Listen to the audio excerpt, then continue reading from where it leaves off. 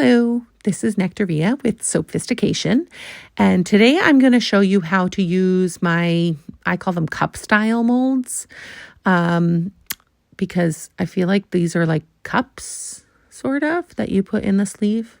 Anyway, sphere molds are cup styles. There's not too many I have that are cup styles. I'll try and think of the others.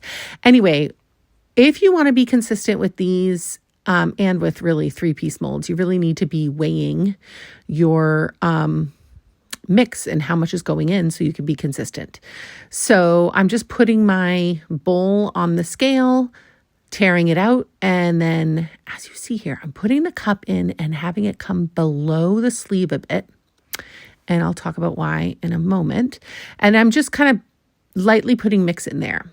If I was going to be using embeds, I'm putting it in around that point. That little finger hole was for me to put an embed in, but this was demonstration purposes only. I rarely make spheres, so I wasn't going to use this when it was done. So I basically did not put an embed in there.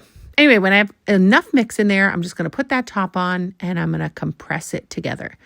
I usually just compress with my hands, but if you think you cannot compress enough with just your hand strength, you can go ahead and just like put that on your table and use your body to press it down.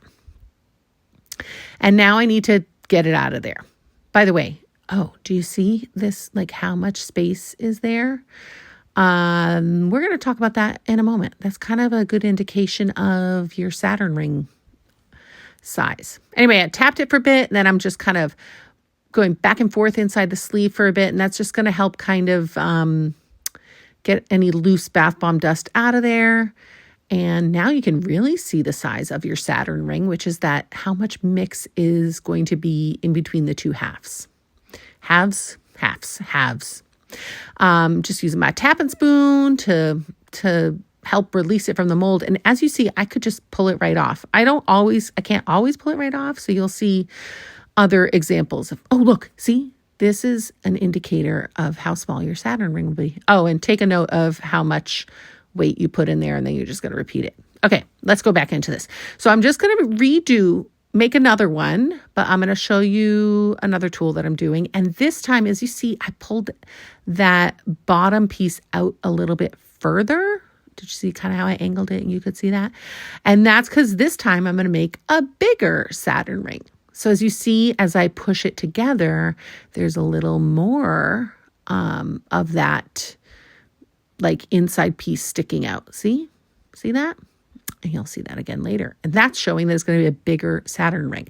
So if you don't want a Saturn ring, you'll have to play around with how much mix do you put in so that there's like no gap. This is my plunger tool. Not required, but I find it easier to kind of push the mold out through there. You can make your own with like Legos or something. You don't have to buy mine. You can just Mickey Mouse your own.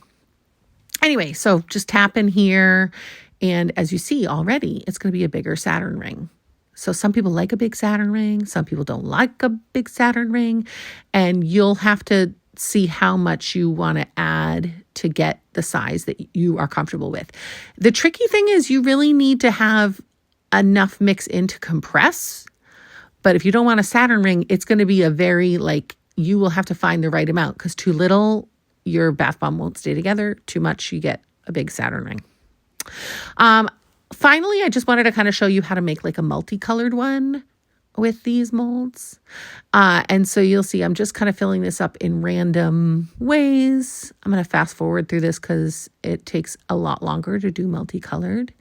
And then the rest of this is going to be basically the same. Although I will show you my sphere holders too, because that's a little something I'm pretty proud of that I think I invented it. I don't know. I never saw them before I made them. So anyway, I will say, these are like for the sphere molds. When it's multicolored, you have to actually weigh the mold. You can't weigh the bowl. So if you want to be consistent in how much you're doing, you weigh the mold before you start filling, and then you got to put it on.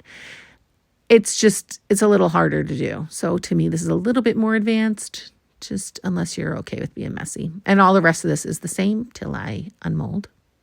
Oh, I had to hide some stuff there because those are designs that haven't come out yet. Okay, everything else is the same here.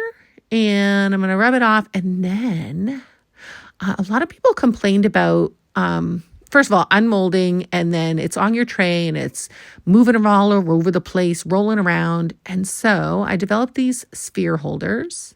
You'll see it in a second. And see that? And you just put it on top. And then you can flip the whole thing over. And then just unmold the other.